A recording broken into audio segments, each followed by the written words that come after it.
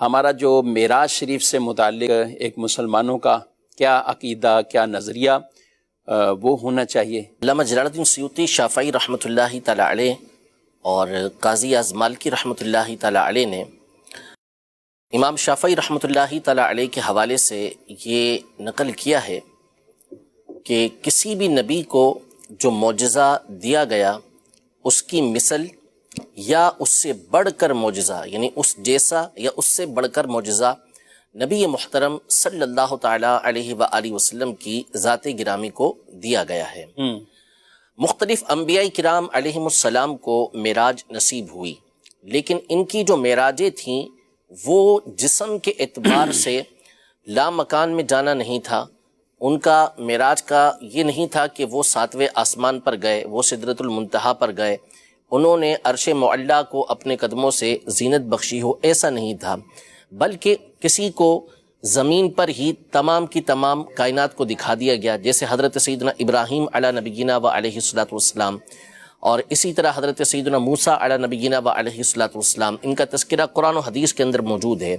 لیکن نبی محترم صلی اللہ تعالی علیہ وآلہ وسلم کو جو معراج عطا کی گئی وہ ان تمام کی معراج سے بڑھ کر معراج تھی،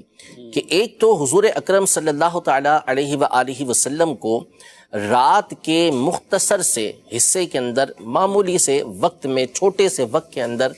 اللہ تبارک و تعالی نے اولاً مسجد حرام سے مسجد اقصیٰ تک کی سیر کروائی، پھر اس کے بعد اللہ تبارک و تعالی نے مسجد اقصیٰ سے آپ علیہ الصلوۃ والسلام کو آسمانوں پر بلایا، پھر آسمانوں سے آپ عرش اور عرش کے ماورا، یعنی عرش سے بھی اوپر آپ تشریف لے کر گئے۔ تو ہمارا جو معراج کے حوالے سے عقیدہ اور نظریہ ہے وہ یہ ہے کہ حضور اکرم صلی اللہ تعالی علیہ وآلہ وسلم کو جو معراج نصیب ہوئی مسجد حرام سے مسجد اقصیٰ تک، یہاں تک تو حضور علیہ الصلوۃ والسلام کی جو معراج ہے وہ قرآن سے ثابت ہے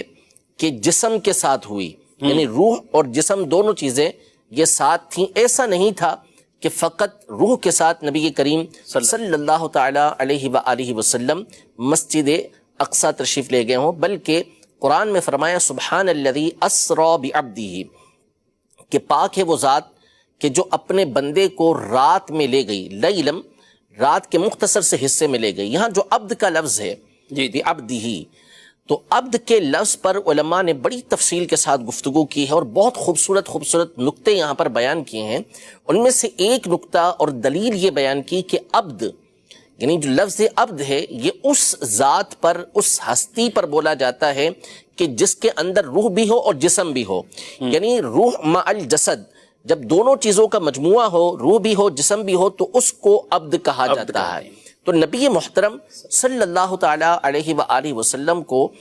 جسم اور روح کے ساتھ یہ مسجد اقصیٰ لے جایا گیا، اور پھر اسی روح اور جسم کے ساتھ نبی کریم صلی اللہ تعالی علیہ وآلہ وسلم یہ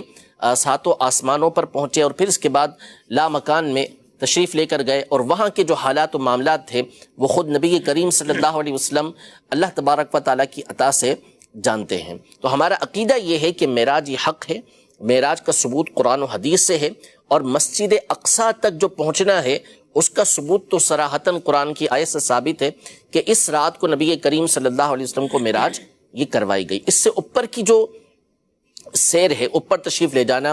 یہ احادیث مشہورہ سے ثابت ہے۔ اگر اس معراج کا کوئی انکار کرے گا تو اس کے اوپر گمراہی کا حکم ہوگا، اور مسجد حرام سے مسجد اقصیٰ تک اصلاً اگر کوئی معراج نہیں مانتا تو یہ پھر قرآن کا انکار ہو جائے گا، یہ کفر ہو جائے گا۔ واضح آیت مبارکہ، بالکل واضح، سبحان الذی اسری بعبدہ لیلا من المسجد الحرام الی المسجد الاقصی الذی بارکنا حولہ لنریہ من آیاتنا انہ هو السمیع البصیر، کہ پاک ہے وہ ذات کہ جو اپنے بندے کو رات کے مختصر حصے میں مسجد حرام سے مسجد اقصیٰ تک لے گئی، وہ مسجد اقصیٰ کی جس کے ارد گرد ہم نے برکت رکھی ہوئی ہے، تاکہ اس بندے کو، اپنے خاص بندے کو اپنی نشانیوں میں سے کچھ دکھائیں، بے شک وہ سننے والا دیکھنے والا ہے۔ تو اللہ تبارک و تعالیٰ نے اس آیت میں اسراء کا لفظ استعمال فرمایا۔ اس سے بعض علماء نے یہ ذکر کیا کہ مسجد حرام سے مسجد اقصیٰ تک کا جو سفر تھا اس کو اسرا کہا جاتا ہے. پھر آپ جو آسمانوں پر تشریف لے کر گئے اس کو معراج کہا جاتا ہے.